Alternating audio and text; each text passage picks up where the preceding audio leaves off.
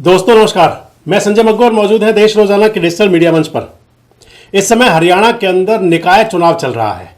निकाय चुनाव माने तो छोटी सरकारों का चुनाव, वो चुनाव जो शहर के अंदर क्या सुविधाएं दी जाएं, कैसे दी जाएं, शहरी जनप्रतिनिधि कैसे हों, इसके चयन का चुनाव। और माने तो नगर निकाय संस्थाओं का जो चुनाव होता है, कहने के लिए तो ये मोहल्ला स्तर का चुनाव है, छोटे लेवल का चुनाव है। गली मोहल्ले का चुनाव हुआ करता है, गली मोहल्ले के लोग पार्षद चुनते हैं और पार्षद चेयरमैन चुना करते थे। लेकिन अब ये जरूर फर्क आ गया कि जब से मनोहर पार्ट 2 की सरकार के अंदर पूरे हरियाणा के अंदर नगर निकाय संस्थाओं के अंदर अगर नगर निगम है तो मेयर का चुनाव डायरेक्ट होता है, जनता सीधे मेयर चुनती है। नगर परिषद या नगर पालिका है तो चेयरमैन का चुनाव सीधे होता है, जिसके चलते इस चुनाव में रोचकता जो पहले थी वो और ज्यादा बढ़ गई है। यानी कि चेयरमैन कौन होगा अब ये पार्षद तय नहीं करते, ये सीधे जनता तय करती है। और इस लिहाज से मैं आपको बता रहा हूं कि रोचकता बढ़ गई है। तो क्योंकि चुनाव सीधे चेयरमैन का होना, मैं आपको बता रहा था कि रोचकता और ज्यादा बढ़ गई है। और इस वीडियो में मैं आपसे बात कर रहा हूं हरियाणा की एक ऐसी नगर पालिका जो सबसे छोटी नगर पालिका है, जहां पर सबसे कम मतदाता हैं। और अगर कहें तो वो नगर पालिका एक कस्बे की नगर पालिका है। मैं बात आपसे कर रहा हूं हथीन नगर पालिका की। और हथीन नगर पालिका को आप आज भी मान करके चलें तो हथीन के लोग हथीन को अपना गांव कहते हैं, शहर नाम की बात नहीं है वहां पर। हथीन नगर पालिका के अंदर इस समय 14 वार्ड है, पहले 13 वार्ड हुआ करते थे। 14 वार्ड के अंदर जो मतदाताओं की संख्या है वो लगभग 13,000 के करीब मतदाता हैं। हथीन नगर पालिका एक ऐसी मतदाता है जो मैं आपको बता रहा था, पूरे हरियाणा की सबसे छोटी नगर पालिका। जो पिछला बोर्ड था नगर पालिका का, यह भारतीय जनता पार्टी का समर्थित बोर्ड था। नगर पालिका के चेयरमैन थे सुमित राजपूत। और जो अब चुनाव हो रहा है नगर पालिका का, जो वर्तमान का चुनाव है, 3 पार्षद तो यहां निर्विरोध चुने जा चुके हैं। जो चुनाव होना है 2 मार्च को, वो 11 पार्षदों का चुनाव होगा और एक चेयरमैन का चुनाव होगा। और चेयरमैन के चुनाव की रोचकता इस कदर है कि कस्बे के लोगों के लिए पॉलिटिकल इवेंट इस प्रकार का है कि जैसे ये विधानसभा का चुनाव हो रहा हो, जैसे एमएलए चुनने जा रहे हो लोग अपना। मैं आपको बता रहा था कि लगभग 13,000 मतदाता हैं। आपको बताऊंगा कैंडिडेट कौन कौन है, चुनाव कैसा है, वोटों का समीकरण क्या है। अगर सबसे पहले बात करें तो 13,000 मतदाताओं के अंदर जो मतदाताओं का समीकरण है, वोटर्स का जो समीकरण है, वो आप मान करके चलें कि 13,000 में लगभग सबसे ज्यादा जो मतदाता हैं वो बीसी और ओबीसी समाज के हैं। लगभग 4500 मतदाता माने जाते हैं कि ओबीसी और बीसी समाज से आते हैं, जिनमें यादव भी हैं, गडरिया यानी कि बघेल भी हैं, प्रजापत भी हैं, सैन समाज यानी कि नाई समाज के लोग भी हैं, माली सैनी समाज के लोग भी हैं, और तमाम सब मिलकर के लगभग 4500 वोटर्स जो हैं वो ओबीसी समाज से आते हैं। यादव मतदाता भी हैं इनमें। उसके बाद जो दूसरे नंबर की जो संख्या वोटर्स की है वो मेव मतदाताओं की है। हालांकि यहाँ पर मेव मुस्लिम कम है।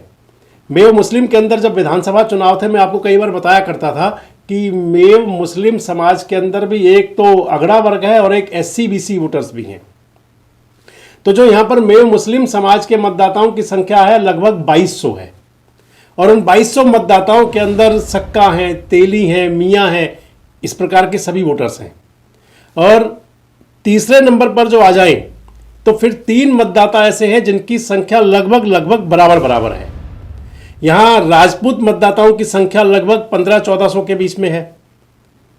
ब्राह्मण मतदाताओं की संख्या लगभग 1500-1600 के आसपास है। और दलित मतदाताओं की संख्या भी लगभग 1500-1600 के बीच में है। यानी कि 3 वोटर्स दलित, राजपूत और ब्राह्मण, ये कमोबेश लगभग 50-100 ऊपर वोट नीचे ज़्यादा बराबर है। और लगभग 1500 के आसपास का जो इनका रेशियो है तीनों समाजों का, राजपूत, ब्राह्मण और दलित। इसके बाद देखें तो यहां पर वैश्य अग्रवाल समाज की लगभग 1000 वोटर हैं। पंजाबी समाज के यहां पर लगभग 250 मतदाता हैं। और अगर कहें तो पंजाबी और वैश्य मतदाता ही यहां पर गेम चेंजर मतदाता भी है। अगर बात करें कैंडिडेट्स की तो कैंडिडेट्स में आप देखें कि 4 राजपूत कैंडिडेट हैं और एक ब्राह्मण कैंडिडेट है, जिनमें प्रमुख मुकाबला है।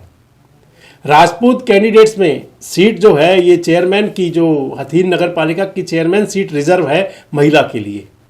और जो राजपूत कैंडिडेट हैं उनके अंदर सुमित राजपूत जो चेयरमैन थे, उनकी धर्मपत्नी, उनके पास टिकट मिला हुआ है भारतीय जनता पार्टी का।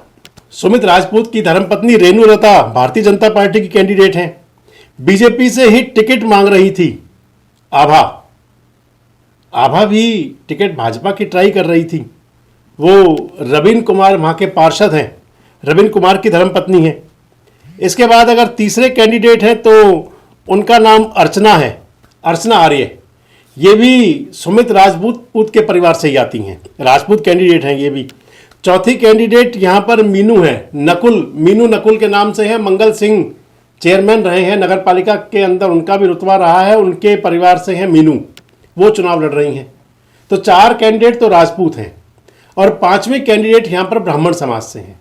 ब्राह्मण समाज से कैंडिडेट है सविता, और सविता भी यहाँ पर नरेंद्र शर्मा रहे हैं चेयरमैन, एडवोकेट साहब हैं, वकील साहब हैं, नरेंद्र बाबूजी के नाम से फेमस है हथीन क्षेत्र के अंदर। उनके परिवार से चुनाव लड़ रही हैं सविता। तो 4 राजपूत और एक ब्राह्मण, इन कैंडिडेट्स के बीच में मुकाबला है। जो मैं आपको बता रहा था कि राजपूत कैंडिडेट में सुमित राजपूत और वर्सेस आभा रविन, सुमित राजपूत की धर्मपत्नी रेणुलता और आभा के बीच में यह मुकाबला जो माना जा रहा है, बहुत नज़दीक का माना जा रहा है। अगर बात मीनू की करें तो मीनू भी चुनावी मुकाबले को ट्रेंगुलर करती दिखती हैं। तो अर्चना जो चौथी राजपूत कैंडिडेट है, इसके बाद में सविता शर्मा आ जाती हैं जो ब्राह्मण समाज से है, नरेंद्र बाबूजी के परिवार से हैं, वो भी चुनाव को रोचक बना रही हैं। चुनाव की स्थिति इस समय ऐसी बनी हुई है कि बीजेपी वर्सेस ऑल, आप समझे चुनाव को, कि भारतीय जनता पार्टी का कैंडिडेट यानी कि Renulata versus Abha and Savita and Archana and Meenu, यानी कि चारों कैंडिडेट। सियासी गलियारों में जो बातचीत है, जो कैंडिडेट बनी भारतीय जनता पार्टी की रेणुलता, सुमित राजपूत की धर्मपत्नी। मैं आपको बताया कि रविन की धर्मपत्नी आभा भी भारतीय जनता पार्टी की टिकट की लॉबिंग में थी, टिकट मांग रही थी। टिकट नहीं मिला तो उनका तय था कि चुनाव वो लड़ेंगे, इंडिपेंडेंट मैदान में आ गई। कांग्रेस का कैंडिडेट यहाँ पर सिंबल पर कोई है नहीं, और विधायक हथीन में कांग्रेस के हैं। हथीन के अंदर जो कांग्रेस के कैंडिडेट हैं मोहम्मद इजराइल, उनका समर्थन अभी तक मीनू को है। लेकिन राजनीतिक गलियारों में ये चर्चा है कि मोहम्मद इजराइल का समर्थन भी उनको रहेगा जो सुमित का मुकाबला कर रहे होंगे। अब मुकाबले में अगर अभी तक बात है वो आभा की है, आभा रविन की बात ज़्यादा है। रविन कुमार कभी समर्थक रहे हैं चौधरी हर्ष कुमार के। हर्ष कुमार हथीन के अंदर पूर्व विधायक, पूर्व मंत्री, दबंग नेता, बड़े वहाँ पर असरदार नेता हैं हथीन के अंदर। लेकिन अगर शहर की बात आएगी तो क्योंकि शहर के अंदर जाट समाज के मतदाता नहीं है, और हर्ष कुमार का जो मुख्य असर है वो जाट समाज में माना जाता है। इधर देखें तो हर्ष कुमार के कुछ समर्थक कहीं रविन के साथ में हैं, तो फिर हर्ष कुमार खुद और उनके बेटे विश्व कुमार जो भालू जो नाम से फेमस हैं, वो सुमित राजपूत के साथ दिखाई पड़ रहे हैं। इधर भारतीय जनता पार्टी के पूर्व विधायक प्रवीण डागर रहे हैं। प्रवीण डागर का हालांकि अगर बात बीजेपी की आएगी तो ये तो तय है कि बीजेपी कैंडिडेट है, लेकिन ये जरूर है कि जब टिकट की लॉबिंग चल रही थी तो एक धड़ा भारतीय जनता पार्टी का सुमित राजपूत के साथ था, दूसरा धड़ा भारतीय जनता पार्टी का आभा के साथ था, आभा रविन के साथ। और बीजेपी के वो असरदार प्रभावशाली नेता भी थे जो आज जिनके पर दारोमदार हैं, चाहे वो पूर्व विधायक हैं, चाहे वो पलवल वाले गौरव गौतम साहब हैं जो प्रभारी हैं हथीन विधानसभा के। और अब टिकट मिला सुमित राजपूत को। और मैं जो आपको बता रहा था कि सुमित के साथ जो फेवरेबल चीज़ है, सुमित के साथ फेवरेबल ये है कि पिछला 5 साल उनको मौका मिला काम करने का। हथीन विधानसभा क्षेत्र और हथीन नगर पालिका के अंदर जो काम हुए वो उसका क्रेडिट सुमित राजपूत ले सकते हैं। कृष्णपाल गुर्जर के सबसे क्लोज जो लोग हैं उनके अंदर उनके चहेते कैंडिडेट में सुमित राजपूत हैं। कृष्णपाल गुर्जर का असर आप कहीं कम कर नहीं आंक सकते। फरीदाबाद लोकसभा यानी कि इसकी जो 9 विधानसभा हैं जिनमें हथीन भी है, जो मैं आपको बता रहा हूं कि फरीदाबाद लोकसभा के अंदर ऐसी कोई विधानसभा नहीं है जिनमें कृष्णपाल गुर्जर पूरी तरह से इफेक्टिव ना हो। उनका हर जगह पूरा असर है। तो इधर जब भारतीय जनता पार्टी का टिकट हो गया तो फिर बीजेपी के जो कैंडिडेट, जो नेता हैं, कार्यकर्ता हैं, जो भले ही टिकट के दौरान आगे पीछे थे, वो सभी अब साथ खड़े हुए दिखाई जरूर पड़ेंगे सुमित राजपूत के। और अगर नेगेटिव पॉइंट देखें तो नेगेटिव फैक्टर में सिर्फ एक आ जाता है कि कुछ तो लोग सुमित राजपूत के स्वभाव के लिए कह देते हैं कि उनका स्वभाव थोड़ा सा अक्खड़ अड़ियल वाला है। हो सकता है किसी का स्वभाव, लेकिन दूसरी बात जो आ जाती है कि वो जब 5 साल चेयरमैन रहे तो ऑटोमेटिक बात है कि जब कोई व्यक्ति सत्ता में रहा हो, सत्ता के नज़दीक रहा हो, तो उनकी थोड़ी सी कहीं ना कहीं एंटी इनकम्बेंसी बननी शुरू हो जाती है। लेकिन इस सब के बावजूद भी जो हथीन नगर पालिका का चुनाव है, आप दोस्तों मान करके चलें कि जो मैं आपको बता रहा था कि बीजेपी वर्सेस ऑल, यानी कि बीजेपी कैंडिडेट सुमित राजपूत की धर्मपत्नी रेणुलता वर्सेस चारों कैंडिडेट, और रोचक चुनाव है। चुनाव प्रचार के लिए अब जो समय बचा हुआ है, आज 25 तारीख हो गई, 26, 27 और 28 ये 3 दिन बचे हैं चुनाव प्रचार के लिए। 1 तारीख 28 को ही चुनाव प्रचार बंद हो जाएगा। 1 तारीख को मतदाता अपने मंथन करेंगे और 2 तारीख को मतदान होगा। जो मैंने आपको बताया कि वहाँ का वोटर समीकरण, वहाँ का कास्ट समीकरण, वहाँ का कैंडिडेट समीकरण, इसको लेकर के जिस निष्कर्ष पर मैंने वहाँ का जो सर्वे किया है, ग्राउंड रिपोर्ट ली है, लोगों से जो बात हुई है, उनके लिहाज से तो चुनाव सिमटता हुआ दिखाई दे रहा है, सुमित राजपूत वर्सेस अदर्स।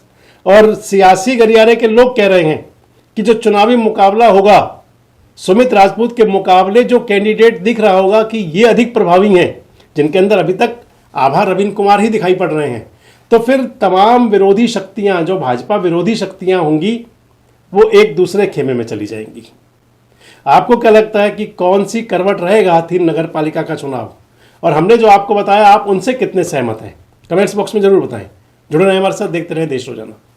हमारे साथ जुड़े रहने के लिए सब्सक्राइब करें देश रोजाना के YouTube चैनल को और नई वीडियो की नोटिफिकेशन पाने के लिए बेल आइकन जरूर दबाएं। अगर आप ये वीडियो Facebook या Instagram पर देख रहे हैं तो पेज को लाइक और फॉलो जरूर करें और ज्यादा से ज्यादा शेयर करें।